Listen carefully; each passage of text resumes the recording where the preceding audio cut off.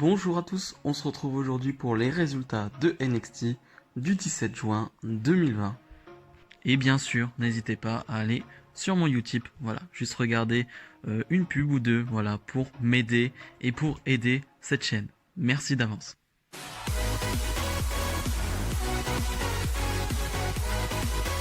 On débute directement avec un match pour le titre par équipe. Imperium qui va défendre face à Breezango. Breezango qui vont nous faire tout simplement une entrée parodique de Imperium. Toujours aussi marrant, Breezango, moi ça me fait toujours rire. Voilà, je me rappelle de l'époque Fashion Police, de tout ça, SmackDown. Voilà, toutes leurs entrées me font rire. Et on a un match plutôt sympa, très basique. Pour le coup, ça va pas aller très loin. On a un Tyler Breeze qui va quasiment rien faire du match à part prendre des coups. Très clairement, Tyler Breeze est là pour prendre des coups dans ce match. C'est Fandango qui va faire les comebacks à chaque fois. C'est Fandango qui va avoir les moments un peu plus chauds du match. Mais Tyler Breeze, franchement, pauvre Tyler Breeze parce que il se fait fracasser pendant 15 minutes.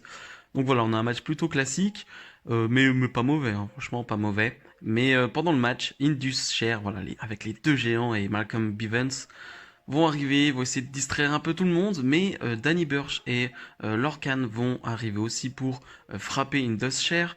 Ça va faire un gros bordel, voilà, il va y avoir un peu une cacophonie, et Imperium va en profiter pour faire un tombé sur Tyler Breeze, il me semble, ou non, sur Fandango, et remporter le match. Voilà, Imperium qui remporte le match, qui conserve son titre, et tu vois que c'est un peu le bordel, voilà, dans la division tag. C'est possible que dans les prochaines semaines, on ait peut-être un mini tournoi ou alors un match à 4 équipes, tout simplement pour avoir un autre, enfin, un match de championnat tout simplement à 4 équipes. Mais voilà, c'est un peu le bordel pour le moment. Il n'y a rien qui se dessine très clairement. Mais voilà, c'est un peu normal. Cette division tag a besoin de renouveau, a besoin de quelque chose d'autre. Donc voilà, c'est un peu logique. Petite interview de Tom Phillips à Velveteen Dream, voilà, qui est sur son canapé. Et Dream qui va parler, mais surtout on va retenir que Dexter Lumis va discrètement poser un dessin qu'il a fait de lui avec Velveteen Dream, avec les titres par équipe. Euh, il m'a fait peur, en plus il est sorti un peu de nulle part Dexter Lumis avec sa tête, enfin attention il change pas de tête, Dexter Lumis il a tout le temps la même tête. Et Velveteen Dream qui va voir le dessin qui va dire voilà, je t'ai bien aidé Dexter Lumis, mais je t'ai rendu l'appareil, mais moi je travaille en solo.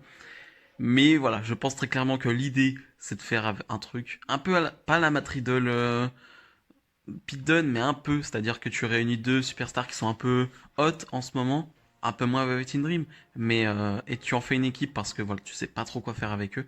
Et je pense que c'est la bonne idée. Je pense que les deux, ça peut très bien marcher.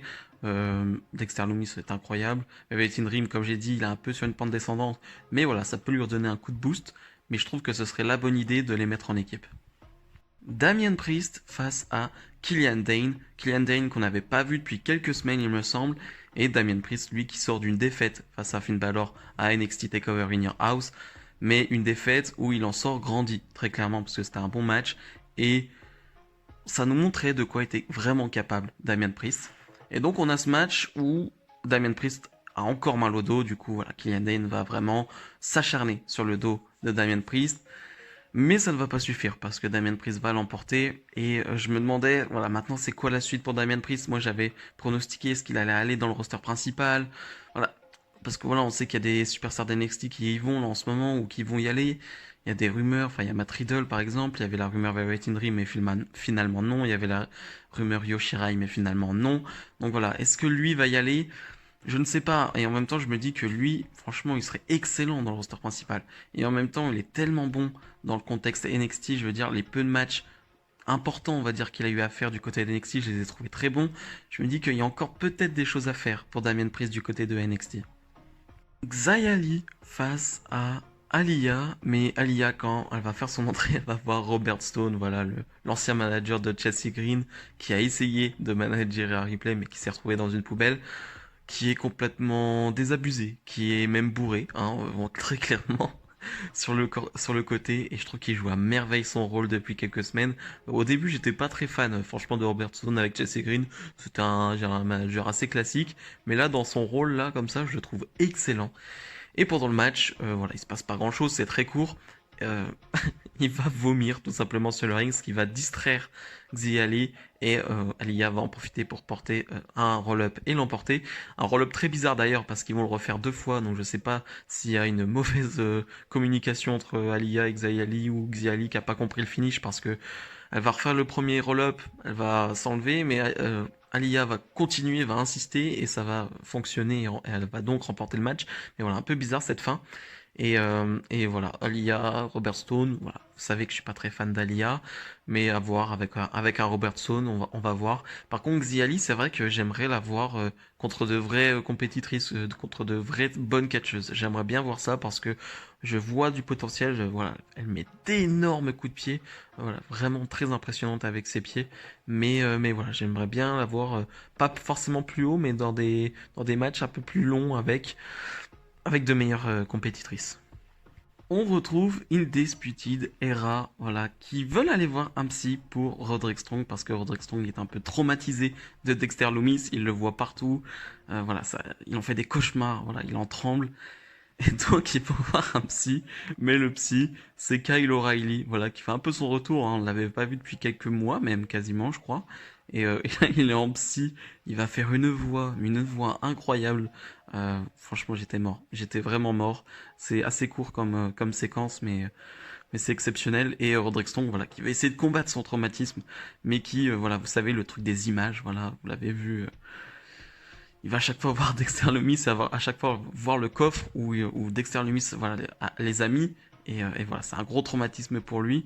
Et donc ils vont essayer de le mettre dans un coffre pour combattre ce traumatisme. Mais Roderick Strong va s'en aller en courant. Vraiment, il va s'en aller. Et vraiment, j'ai adoré. C'était vraiment un très bon segment, c'était vraiment très drôle. J'aime beaucoup le comedy wrestling quand c'est bien fait avec une Undisputed Era, c'est vraiment plutôt bien fait. Et merde, Kyle O'Reilly en psy comme ça, c'était incroyable. Petite vidéo assez courte de Timothy Thatcher qui va nous faire un cours tout simplement de catch, vraiment un cours de catch tout simplement. Et je me disais, je pense que Timothy Thatcher peut être très bon dans ce rôle de technicien d'NXT, un peu violent, voilà, un peu à l'ancienne, c'est très clairement ça. Je pense que ça peut vraiment faire du bien à NXT, on n'en a pas des comme ça. On en a, mais pas dans ce genre-là. Voilà, vraiment pas dans ce genre-là, pas avec cette gueule en plus. Donc je pense que Timothy Thatcher peut vraiment, vraiment percer du côté de NXT. Le champion NXT, Adam Cole, est sur le ring. Il nous parle tout simplement, il nous dit qu'il est le plus grand champion NXT de l'histoire, que Keith Lee, certes, veut le titre NXT, mais voilà, il est déjà champion américain. Keith Lee va arriver, il va lui dire qu'il veut vraiment son titre NXT. On va avoir Johnny Gargano, on va avoir Finn Balor. On va aller au but directement. William Regal, le general manager de NXT, annonce que la semaine prochaine, dans un match à 3 entre Keith Lee, Finn Balor et Johnny Gargano pour le titre nord-américain, le gagnant sera déjà champion nord-américain et affrontera Adam Cole, le champion NXT, la semaine d'après dans un winner takes all match. C'est-à-dire que le gagnant va tout prendre, va prendre les 2 titres. Voilà, Adam Cole qui pourrait être double champion, ou Keith Lee, ou Finn Balor, ou Johnny Gargano. Donc voilà, c'est une grosse annonce et je ne sais pas trop quoi en penser, très clairement, parce que avoir un double champion à NXT, est-ce que c'est vraiment une bonne idée? Je ne sais pas. Voilà, il y a pas beaucoup de titres à NXT, donc le mettre sur une personne, ça pourrait être compliqué, mais en même temps, je me dis, si tu le mets sur Adam Cole, ça montre encore plus sa domination. Ça pourrait être assez dingue et ce serait fou, hein, ce serait vraiment fou. Mais dans tous les cas, on va pas penser à ça tout de suite. On pourrait avoir aussi une disqualification, un truc comme ça, où Karrion Kross arrive et dégomme tout le monde. Mais bref, dans tous les cas, la semaine prochaine, on aura un superbe match à 3. C'est sûr et certain, entre Keith Lee, Balor et Gargano. On aura un match de dingue. Voilà, ils vont leur donner du temps. Et voilà, ça va être incroyable. Ça va être vraiment dingue. Et là, pour le coup, j'ai vraiment très très très très hâte de voir ce match. Dakota Kai face à Kayden Carter. Kayden Carter accompagné de Casey Catanzaro et Dakota Kai forcément accompagné de Raquel Gonzalez. Petit match plutôt cool, pour le coup c'est de la bonne action. Raquel Gonzalez qui va s'occuper de Casey Catanzaro en dehors du ring. Raquel Gonzalez que je trouve très impressionnante en ce moment. Et Dakota Kai va en profiter pour porter sa prise de soumission et remporter le match. Je trouve que voilà, c'est bien. Ça redonne une petite victoire à Dakota Kai qui était un peu mis au second plan en ce moment. Voilà, on avait adoré son heel turn il y a quelques mois, peut-être même un an, hein, quasiment maintenant, hein. Mais voilà, il n'y a pas eu grand-chose depuis, à part Tegan Nox, c'était un peu long et pas toujours très bien réalisé. Mais voilà, il faut que Dakota Kai reprenne sa marche en avant. On retrouve Damien Priest sur le parking le plus dangereux de l'histoire des parkings, hein, j'ai envie de dire. Et il s'est fait crever les pneus de sa voiture, hein, qu'est-ce que c'est triste. Et Cameron Grimes va passer en voiture et va rigoler. Je sais pas où ça va nous mener, je pense que ça va juste donner un match entre Cameron Grimes et Damien Priest, mais la manière dont c'est amené, c'est très bizarre. Santos Escobar arrive sur le ring avec Joaquin Wilde et Raúl Mendoza, hein. On l'appelle maintenant comme ça Santos Escobar, hein, l'ancien El Hero del Fantasma. Il va nous faire une petite promo bien sympa. Il va nous dire que voilà, il est à NXT et donc à NXT, il savait que la gimmick El Hero del Fantasma allait s'essouffler à un moment donné et que voilà, il fallait qu'il enlève ce masque. Et Drake Maverick va arriver et Drake Maverick veut combattre directement, hein. Drake Maverick n'a pas le temps. Mais forcément, le surnom prend le dessus et les trois vont le détruire. Et surtout, une grosse prise sur une table de Santos Escobar, très impressionnante. Et Santos Escobar qui marque quand même deux grands coups quand même en 2 semaines, avec voilà ce heel turn la semaine dernière. Et là, franchement, c'était très impressionnant. Et j'ai vraiment, je sais pas si c'est que moi, mais j'ai vraiment l'impression, c'est peut-être que moi, que Santos Escobar a des airs de Andrade. Je trouve vraiment que de tête, vraiment, peut-être que c'est que moi, hein, vous me direz, mais j'ai vraiment l'impression que c'est très similaire. Mais bref, dans tous les cas, c'est très cool. C'est vraiment très cool ce que fait Santos Escobar. La très classe en costard, voilà, nouvelle gimmick. Costard comme ça, Raúl Mendoza et Joaquim Wilde en costard aussi. C'est très cool. On va voir comment ça va être booké dans les prochaines semaines. Je pense que Drake Maverick va avoir du soutien dans la division Cruiserweight et que ça peut nous donner une guerre de clans en quelque sorte. Mais dans tous les cas, c'est vraiment très bien. Le main event, les championnes tag, Sasha Banks et Bayley défendent leur titre face à Shotzi Blackheart et Tegan Nox. Une équipe qui s'est un peu créée ces dernières semaines. Voilà, c'est assez récent. Ça a un peu boosté tout ça avec leur victoire à In Your House. Mais c'est avec Miaim, et Miaim qui n'a pas joué un grand rôle dans cette victoire. Mais voilà, c'est une équipe très récente, donc on sait pas trop ce que ça vaut en équipe, c'est pas une grosse équipe. Mais pour le coup, on a un vrai bon match. C'était vraiment excellent. Je me suis pas du tout ennuyé. J'avais peur de voir Sasha Banks, Bayley dans le contexte NXT. Alors oui, même s'il n'y a pas le public et tout. Et finalement, c'était un pur bonheur. Sasha Banks s'est régalé pour le coup. Tu vois que le contexte NXT, tu vois que juste catcher en fait pendant quelques minutes avec de très bonnes catcheuses en face, bah ça change tout en fait. Ça fait toute la diff et elle prend un plaisir immense. Et en MVP du match, pour le coup, je mets Shotzi Blackheart. J'en ai pas vu grand chose encore pour le moment à NXT. On voit des dives de temps en temps, on voit de ce genre de choses très cool. Mais là, pour le coup, elle a fait une réelle grosse performance. Et ouais, c'était vraiment impressionnant. Je trouve elle a vraiment tout donné, elle aussi. On voit que de toute façon qu'elle se donne à 100% à chaque fois. Et ça a failli lui coûter il y a quelques semaines une grosse blessure quand elle est retombée sur la nuque. Mais tu sens qu'elle est vraiment à 100% à chaque fois. Et là, pour le coup, c'était une vraie réussite. Et on a vraiment un vrai bon match, je le répète, parce que voilà, j'avais pas peur, mais disons, je me suis dit, bon, ça va être un match classique. Mais pour le coup, c'est vraiment très bon. On a de fin de match où Bailey va forcément tricher, hein, comme d'habitude. Et voilà, avec une chaise, va essayer de venir. Mais après, du coup, l'arbitre va être distrait. Et du coup, elle va remettre Sasha Banks en position de son finish. Et Sasha Banks, il va faire abandonner Shotzi Blackheart. Et après le match, pendant que les deux célèbrent tranquillement Bailey et Sasha, Yoshirai, la championne NXT, va les attaquer de nulle part. Et voilà, va porter toute sa panoplie de prise. Et tu te dis pourquoi. Voilà, parce que Yoshirai n'a pas vraiment d'antécédent avec les deux.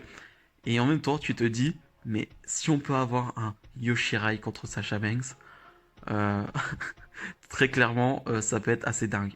Ou alors même un Yoshirai Bailey, ça peut être cool. Ou même un Yoshirai avec une partenaire face à Sasha Banks et Bailey. Et la partenaire, si ça peut être Kairi Sane, oh là là là là. Si ça peut être Kairi Sane. Enfin bref, ça donne des idées assez folles et ça donne des envies, franchement, de gros matchs comme ça. Mais en tout cas, voilà, je pense que c'est une première pierre parce que je pense que C'est pas anodin que Yoshirai ait attaqué les deux. Je pense qu'on aura une suite dans les prochaines semaines. Mais vraiment, c'était très, très, très, très, très fun. Bilan de cet NXT, c'était excellent. Très clairement, c'était excellent. J'ai pas grand chose de négatif à dire. Et en plus, ils nous ont hype pour la semaine prochaine et pour dans 2 semaines. Donc franchement, c'était un show très bon. Et t'as qu'une envie, c'est de voir les matchs de la semaine prochaine qui s'annoncent immenses. Et ouais, j'ai passé un très bon moment, je me suis pas ennuyé, c'était vraiment du pur plaisir. Si cette vidéo vous a plu, n'hésitez pas à commenter et à liker, ça fera du bien à la chaîne.